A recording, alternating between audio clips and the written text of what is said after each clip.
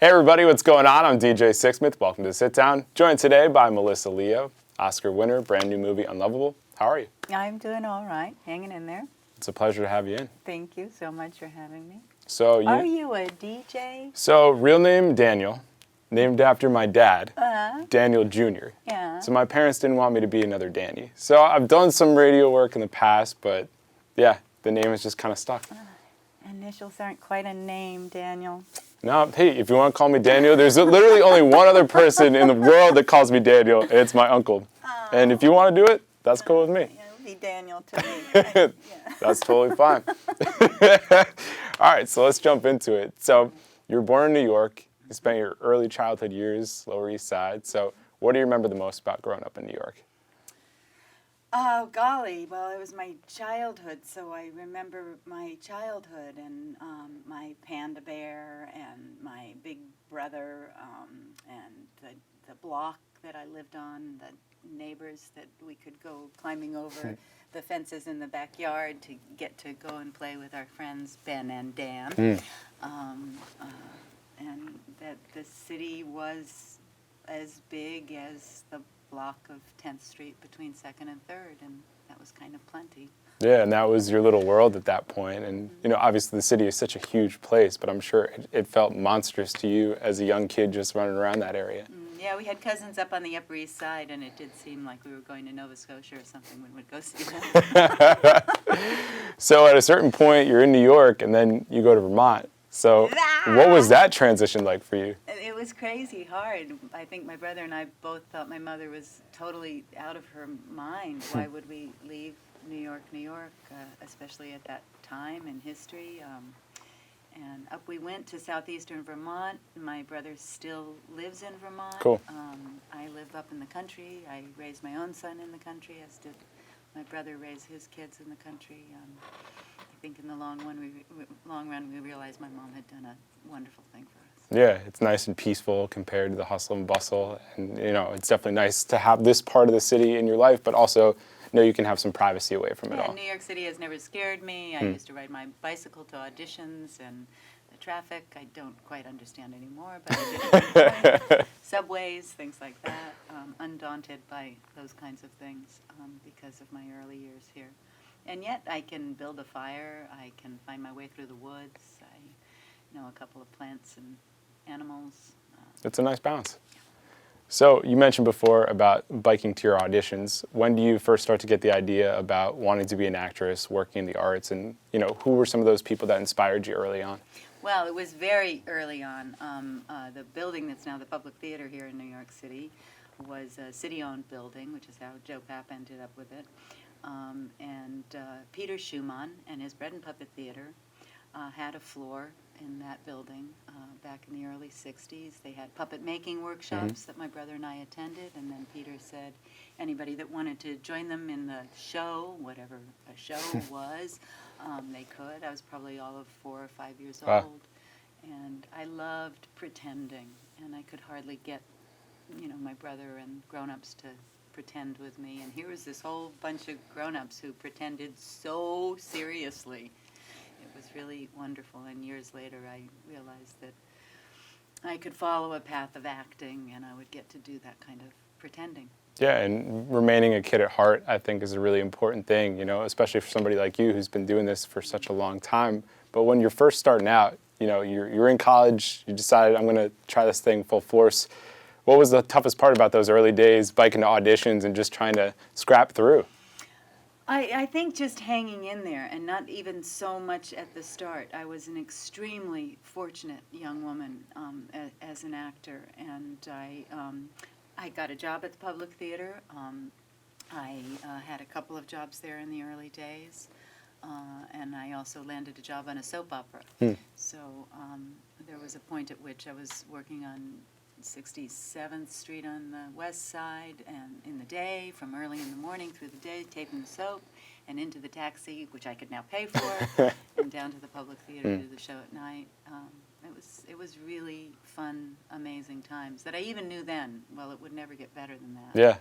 And it's been different kinds of highs and lows, but never better than that in a way. Yeah, definitely an exciting time because it's fresh. It's all happening for the first time. And, even like hitting on that first TV show or that first soap, that must have been such a great experience for you, given how difficult it was in those starting days. Yeah, you just have to hang in there. And I think a sort of, for me, a belief that either I would do this or what else, I right? do. Yeah.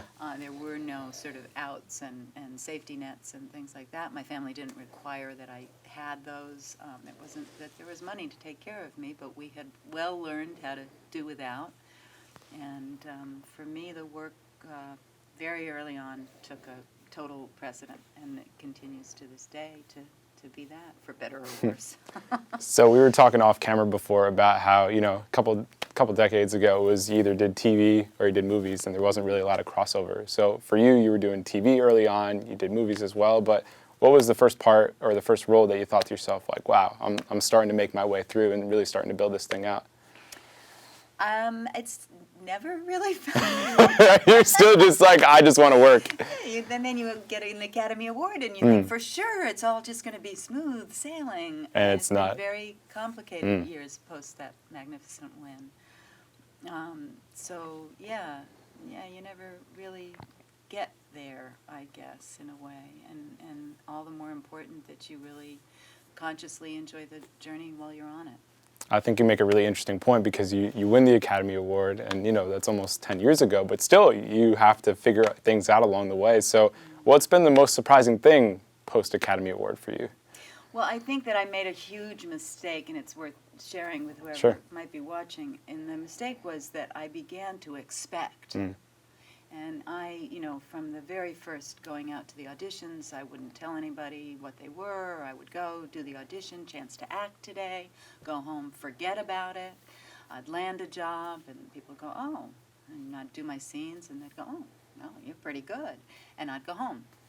And now I get to work, and I can feel this sort of like, all right, let's see what you've got. And it makes work harder.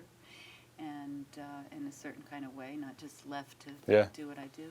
And the mistake that I made was sort of expecting that, all those really big, important fellas would be calling me up. Well, if I was left expecting, I would still be expecting. So I let that go and make my way as I always have. See that it's not really up to me. Right. Put myself out there for sure, but what comes along, see what comes along. Try to choose wisely, which I don't always, but.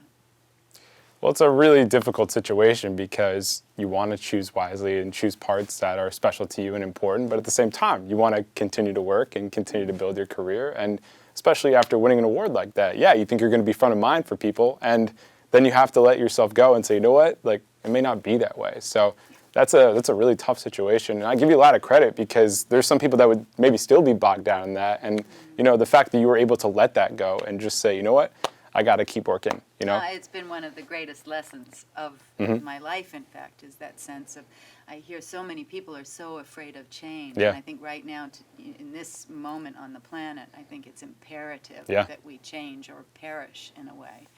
And so my life as an actor has really given me an ability to literally change myself, from the color of my hair to the clothing that I wear to the shoes in which I walk to the people that I'm working with. Yeah. It's a constant change that tells me that it's okay, you can change. It's okay. Absolutely. No, growth and evolution are so important in a career like that, and just as human beings, like you're saying. Human beings, we have not stopped doing anything. I think that's a really interesting way to transition into Unlovable because it's a story about sex and love addiction, which really doesn't get enough time to talk about. And it's a story about your character who has been through a troubled past, who's growing outside of that addiction, a young woman who's trying to do that. And I think it's really interesting to see how that transition happens. So what was the most interesting part of playing your role in Maddie? I think sort of finding my way through Char's script. She had written this script based on her own experiences. So first of all, I just have to applaud her for her bold bravery in sharing both online with the work she does there, talking about her own addictions and recovery and helping others with that, and then writing this script and then brilliantly getting into Susie Unissy's capable and marvelous hands. So it was mostly trying to understand who was this character. It's not really a story about her life. Right. It's really how it coincides with Char's character, Joy. And so there were a lot of sort of open questions that I realized as we got to shooting were so open because I'm almost twice Char's age. So how does she then write? It's a talent in a writer to be able to, Tennessee Williams, write the women he wrote. Yeah. And so it was sort of trying to uncover what, I understood what the purpose in the film was of my character in relation to Joy's, but who was my character in and of herself? Right. So it was a kind of a blank slate, and I'm quite critical of how my work turned out. Not the work of the film. The film, I think, is just so important. As you say, what a ridiculously little talked about subject. And sex addiction can be, an inability to really connect with people. It can show up in all kinds of ways. It can be masked by drug and alcohol issues as well. And it really, as I see what's going on in the world and the kind of messages that are put out to people, sex remains quite taboo, but everybody's supposed to be doing it. Right.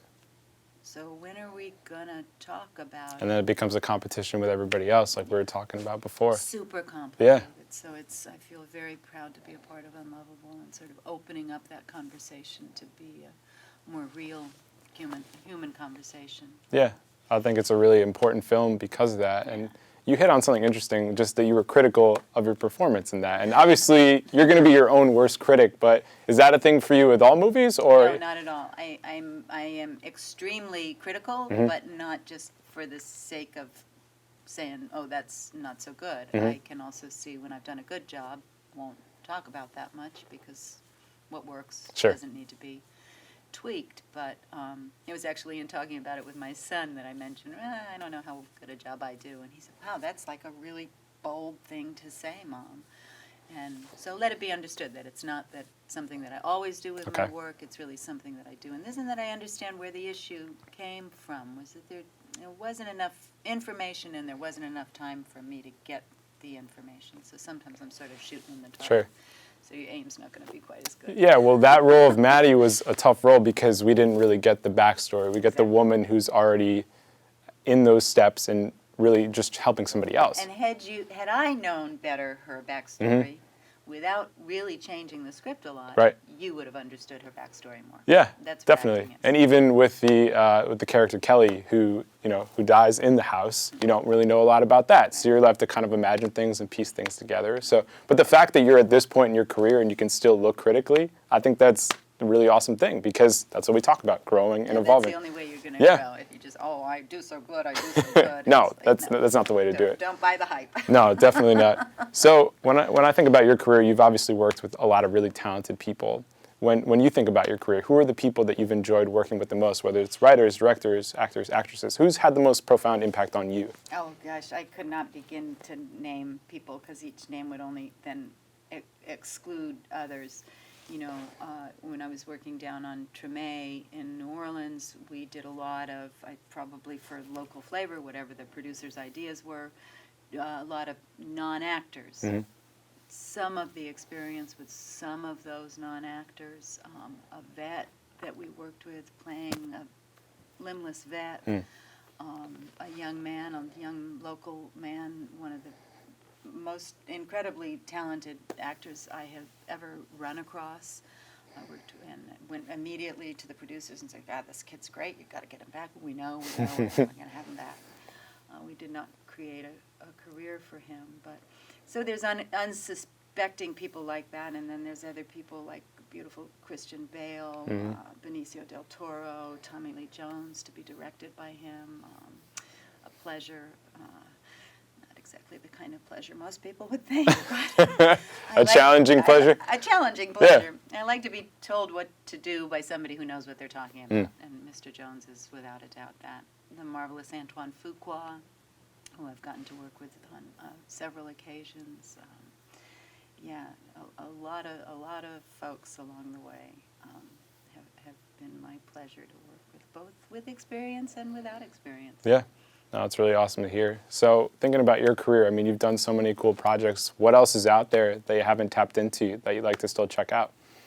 Well, it's been a while since I've been on the stage. I've, in fact, never done Broadway. Really? Wow. And I would love to do that before my time is up.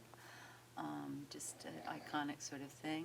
I also have ideas of doing, like, true repertory theater, which would put you out in the Outer Hebrides, and no one would see it except the small, audience that comes to the local theaters. But yeah, something probably live work again that I did much more of in the beginning. Yeah, and when we have people in here, I love talking about the theater because you build your chops there, the repetition, and it's a totally different form too because you feel that immediacy with people, and especially for somebody like you, you've done the TV shows, you've done the movies, but to connect with an audience, I'm sure would be a really special thing. To connect with the audience is a certain part of it, and as an audience that maybe you're seeing it that way, but you get to do something in the theater that we don't really do in film and television, and that is have a period of time we call rehearsal, where we're really doing this thing together that in film and television you end up very much doing on your own for the most part, which is breaking down